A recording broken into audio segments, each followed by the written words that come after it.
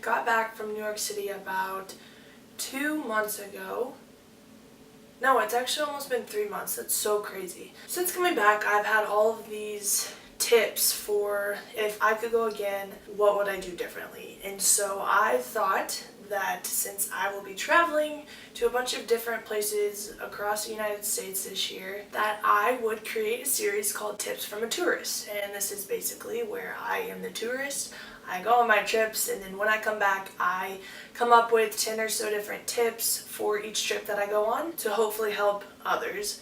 Because I know that whenever I was getting ready for New York City, I did tons and tons of research of what to do, where to eat, what not to do, how to avoid the tourist stuff, all that jazz. And all that jazz! All that jazz! Hopefully this video will help somebody who is either planning to go to New York City or getting ready to go. So here are my 10 tips from a tourist, New York City edition.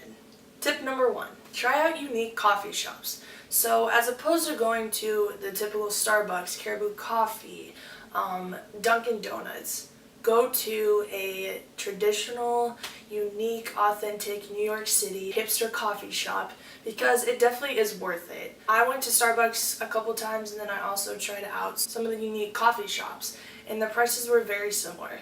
So why go to Starbucks in New York when you can go to Starbucks in Missouri or wherever you're from and go sit and take in all the culture of a small coffee shop in New York City. Tip number 2. I would recommend buying a pass for all of your attractions versus every single thing. My grandma and I went, and neither one of us had ever used a pass. An attraction pass, I think, is what they're called. And so this is basically where you buy the pass for like a flat fee, and you can pick like 7 different things to do as opposed to spending full prices at those 7 different attractions. In the long run, you probably end up saving a lot more money. And also with that, create your own bucket list of things that you want to do, because if you just go to New York wanting to do everything, you're going to get sucked in through advertisements and all this tourism stuff that you're going to end up spending a lot of money on stuff that you probably don't even want to do. So this was something that I did. I made a list of like the top 6 things that I had to do when I was there, and so that was kind of something that I really enjoyed because once I was there was a lot more things that I wanted to do, but I think if I hadn't have gotten to do those original things, I probably would have been pretty bummed out. So in the long run, I did save money, and I did find some things that I could do for next time I go. Tip number 3, kind of along with those attraction and passes and everything, keep your ticket stubs. I am someone who always keeps ticket stubs, whether it's to the movies or museums or just concerts or whatever, and they usually end up stuffed in a mason jar that says tickets on it, and I never really looked through them again. But something I did for New York is I kept all the tickets to the attractions that we went to. The playbill, I kept my luggage tag sticker since it was my second time on an airplane. And so this will eventually go on the wall of New York behind me. Amory, Cutter, you guys are the best. It's like my own personal memorabilia of New York City. Tip number 4. Take advantage of free opportunities. Things such as Central Park, Times Square, walking on 5th Avenue, walking down Wall Street and taking pictures with the bull, really taking pictures of any historical or Hollywood-themed building is completely free, and it's really neat. For sure, an easy way to save money while still having fun in New York City. Tip number 5 is wear comfortable walking shoes. I know you want to take cute pictures in New York and have your heels on. I don't know, there were several people who did. Or your cute sandals, but honestly, find a cute pair of tennis shoes. I wore my Adidas Classic Superstars, and they were totally comfortable. I would suggest maybe try just walking around a day at home, and if your feet can handle that, then you can handle the streets of New York City. Tip number 6 is only eat twice a day. I know that's so taboo as compared to the breakfast is the most important meal of the day, which I'm no nutritionist, but it probably is true. But honestly, you will save money. You'll probably end up saving about $12 a day on meals, which I know it doesn't sound a lot, but when you add that up in a week's span, that's about $50 worth of one meal that you could save. So maybe don't just skip breakfast, but wake up, do your thing, do whatever you want to do, and only eat when you get hungry. So I know for my grandma and I, we pretty much ate around 11 or noon, and then we ate closer till 6 or 7 at night, and then we had a couple snacks, whether it's between the day, a granola bar, pack whatever, and that will be sure to save you some money. Tip number 7, the guided tour is so worth the extra money.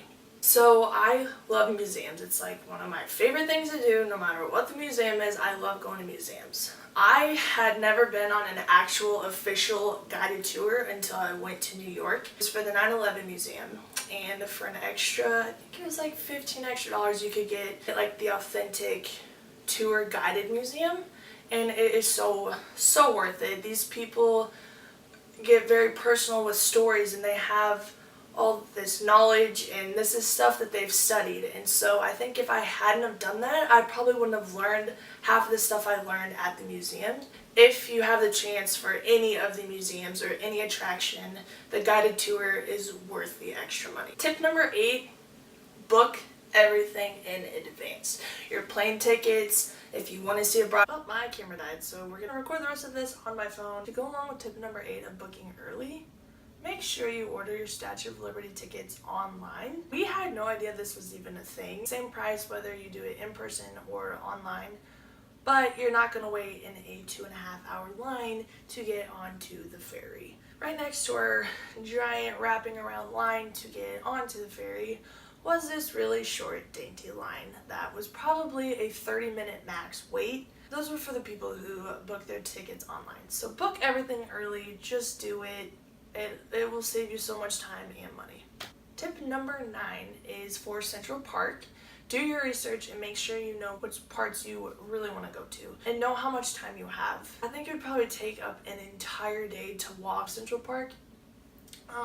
So just do your research, find out what parts of the park that you want to go to, the parts that you want to see, and then you can walk around the park from there. Just do your research on Central Park. It is free. They have like a carousel, a zoo, they have all this really fun stuff to do. So definitely go check out Central Park.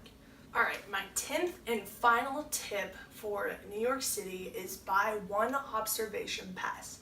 So this is when you get to go to almost the top of the building for the regular price, or you can go to the very top for like a super ridiculous amount. Honestly, it's going to be the same view. So whether it be a couple of different ones like Rockefeller Center, Empire State Building, the One World Trade Center, the Freedom Tower, the new one, all of those, and I think there's maybe 1 or 2 more that offer that.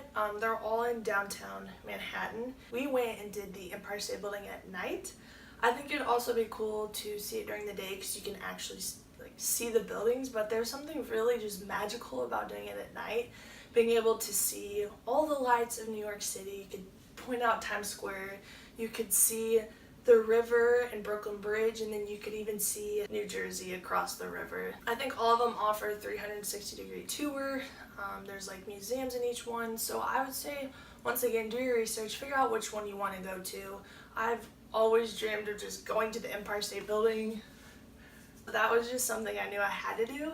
I figured getting one look from one spot is going to be pretty much the same look as you would, whether it be like 3 blocks west or 2 blocks north for a different observatory deck. Just pick the one that you want to go to. I can probably guarantee you it's going to be very close to the same views, and once again, you'll save yourself money. If you do decide to go back, go to a different one. Like if I go back, I'll maybe go to Freedom Tower, or next time I will go to Rockefeller Center during the day. But definitely don't do more than one in one trip because, like I said, it's probably going to be the exact same views all in the same area. Those are my 10 tips from New York City. I hope you guys enjoyed this. I am looking forward to releasing a couple others, one from Las Vegas, one from Nashville. Please stay tuned. Please subscribe if you like this. Thank you for watching, and I hope these tips really did help. If you want any other information from New York, I know I was just a tourist for like 5 days, but please don't hesitate to reach out to me. You can email me, text me, call me, do whatever. So I hope you enjoyed. Thank you for watching. Bye!